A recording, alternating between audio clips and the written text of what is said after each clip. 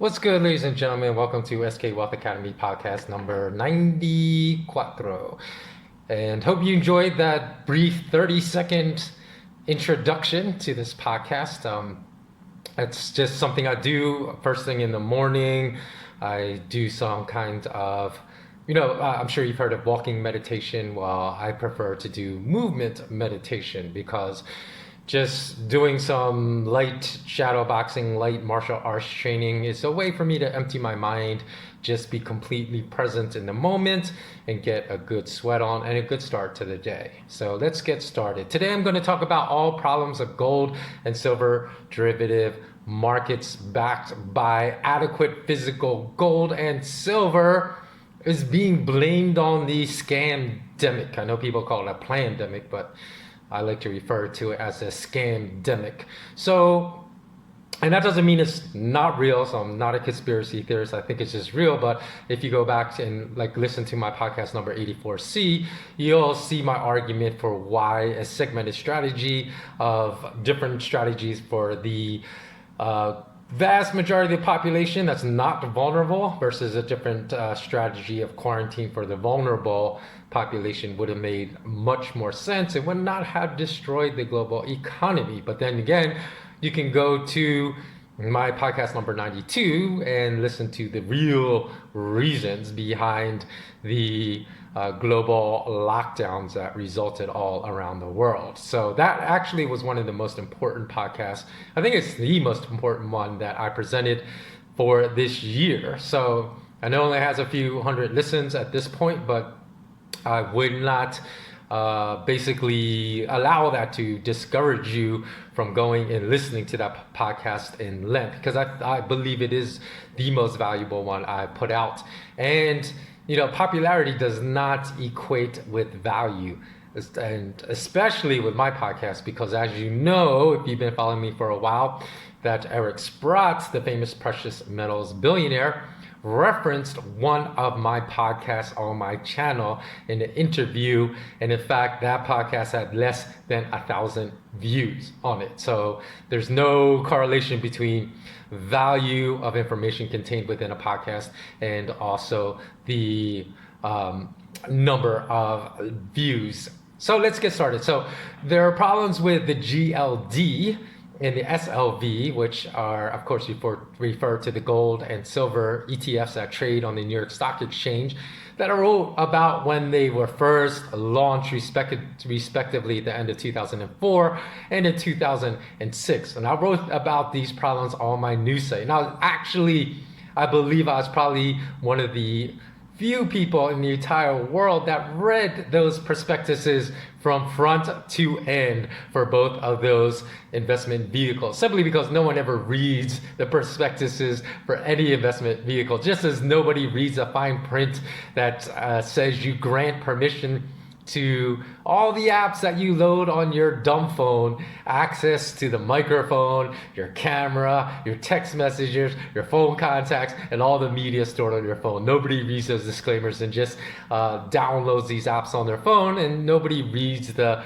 fine print that is, for dozens and dozens of pages at times, that constitute the prospectuses for investment vehicles. So back then, both the ETFs started off with a disclaimer that stated that the custodians were not responsible for any inaccuracies contained in the prospectus, which literally meant they could lie about anything they wanted to in the prospectus and not be held accountable. So what is the point of, my first point back then, over a decade ago, was why even put out a prospectus if you're going to not vouch for the credibility of anything contained within the prospectus?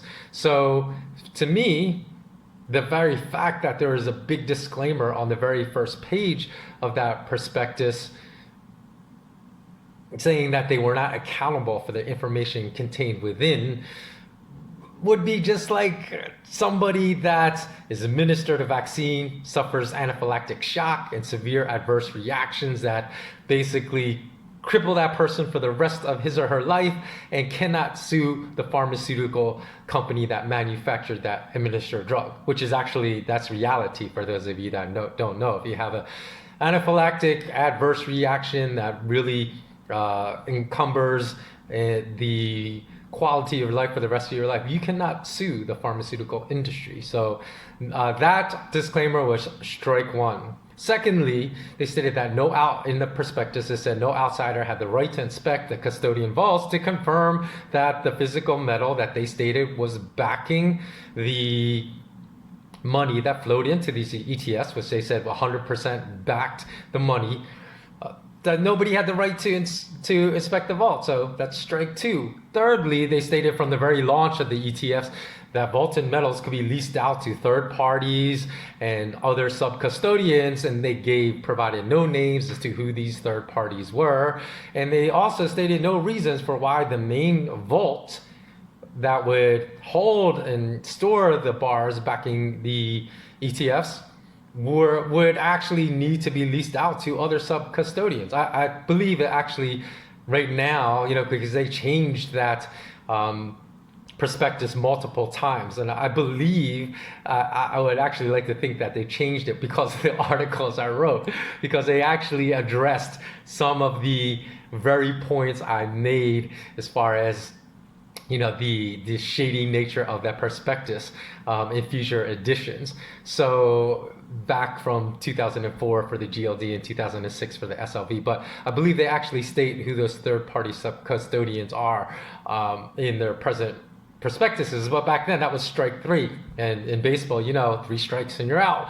But the strikes kept piling up the more I read the prospectuses, because fourthly, they stated that no one that purchased the GLD ETF could actually take physical delivery of the vaulted gold, even though they claimed and they swore it was 100% backed by physical gold, unless you're an institution that had millions of dollars of ETF gold associated with your purchase of the underlying ETF. So in strike four, this is strike four, because very few individuals would ever buy millions of dollars worth of an ETF shares. So to be able to qualify for being able to take physical delivery. So the location of the gold bars back in the ETF are a deep mystery, as I've already stated, possibly held so deep in storage that the possibility of the same gold bar backing paper derivative trading in the local London markets, the New York COMEX futures markets, the GLD ETF, and perhaps even the gold stored at Fort Knox in America on behalf of the US Treasury, referred to as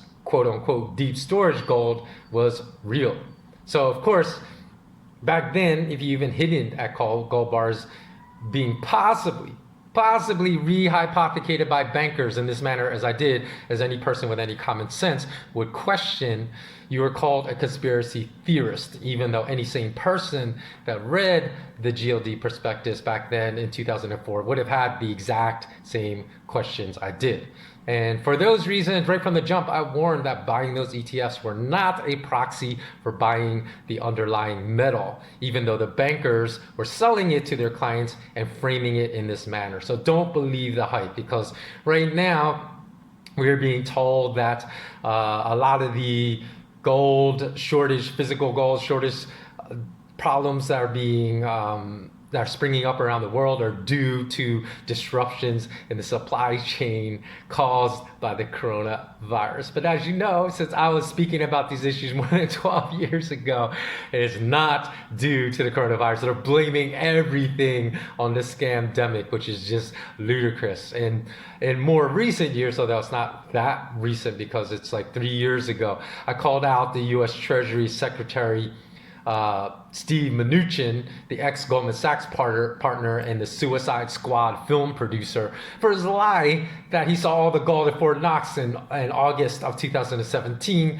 after which he tweeted, "Gold is safe." So those were his exact 4 words. I actually missed one word. He said, quote, "Glad gold is safe," end quote. So the reason I knew that Mnuchin was flat out lying is because there's a very strict process by which gold stored at Fort Knox is audited, which you can find on the internet. Again, who's going to go read those that fine print of the process by which gold stored at Fort Knox is audited? But I did. So to begin, Mnuchin is not among the authorized personnel that is allowed to break the seals to any of the 13 individual vaults, the alleged 13 individual vaults at Fort Knox in which gold bars are stored on behalf of the U.S. Treasury. So that was lie one, because he said he was able to observe it. He's not on that list of authorized personnel to break the seals to any of the vaults. So there are tiny windows, because there are pictures online of what the individual 13 vaults look like, in which you can peer, and they're like about this big, and you can look into the vaults. But how can you tell just by looking into the window if the gold bars, like how many gold bars that are supposed to be there are actually there? Because if they're stacked on pallets, you can't see the gold bars behind that are actually there. You can't know, because there's no assay, there's no ultrasound being used to determine that the gold bars are 495. So you don't even know if they're real or counterfeit. And secondly, even if the governor of Kentucky, where Fort Knox is located, was telling the truth, of which I have serious doubts, because the governor of Kentucky supported Steve Mnuchin's comments by saying that, where is this quote? Let me see, what did I do with this quote? He basically stated that one of the seals for one of the vaults was broken to allow Mnuchin to audit and validate the contents of one of the individual vaults. I don't have his exact words, but that's basically a very accurate paraphrase of what the governor of Kentucky stated. And even if you were telling the truth, then what did Mnuchin do? He just walked in the vault, did a 360, say, hey, it looks like all the gold's here, and then leave? Because again, I'm saying it's far more likely the governor of Kentucky was lying than telling the truth, for a whole slew of reasons. Because number one, if they actually did break the seal to one vault, one compartment, and allow Mnuchin to go in and look at the gold, 3 people would have to have been present during the breaking of that seal: the owner, the custodian, and the independent third-party auditor. And there's no evidence, nothing I could find in any of the stories back then, that those other people were there other than Mnuchin. So why would the other 2 have to be there? Because even if you consider Mnuchin like the owner, because he's a representative of the U.S. Treasury that owns those gold bars, so there was not the custodian present or independent third-party auditor. Why would those other 2 people have to be there? They actually broke a seal to a vault, because once a vault is unlocked, again, there's very specific rules and regulations that have to be followed every time a vault seal is broken. And again, you can find these procedures online.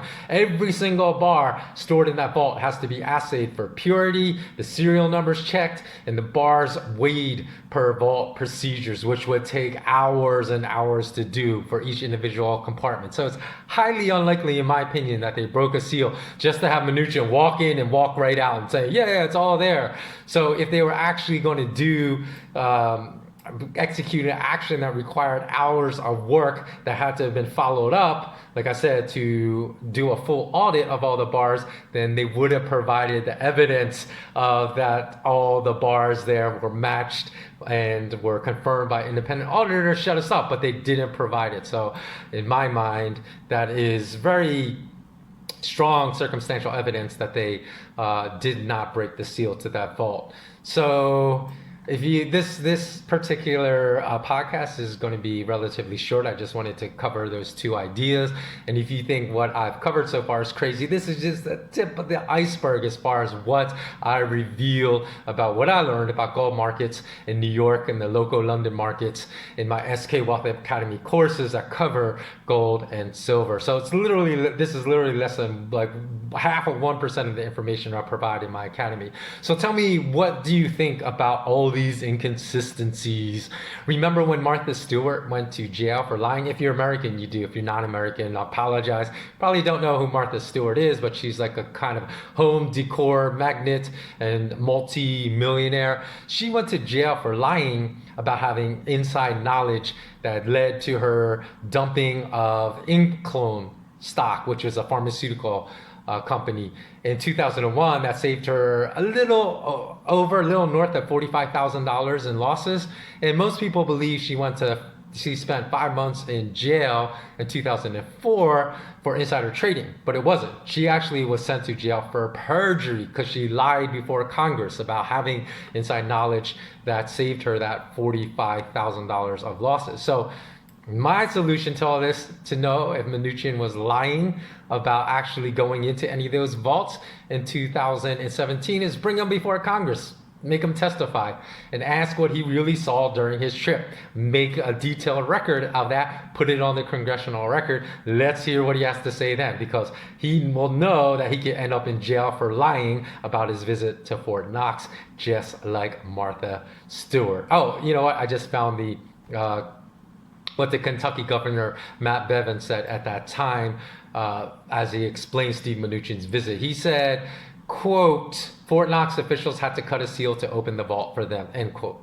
So I don't know why they would tell the governor either, because the governor has nothing to do with those storage units at Fort Knox. But apparently they gave him a call and let him know the procedure they followed for Steve Mnuchin's visit. So that's all I have to say. Always remember, remain intensely curious. And until next time, please do subscribe, comment below, and hit that notification bell, and give a like if you like the content of this particular podcast, because all three of those actions are important to help my channel grow if you want to continue to have me put out this type of content. So thanks so much for watching. Have a beautiful day or a beautiful evening. And as always, be mindful, be present, be grateful, and always remain intensely curious. So long.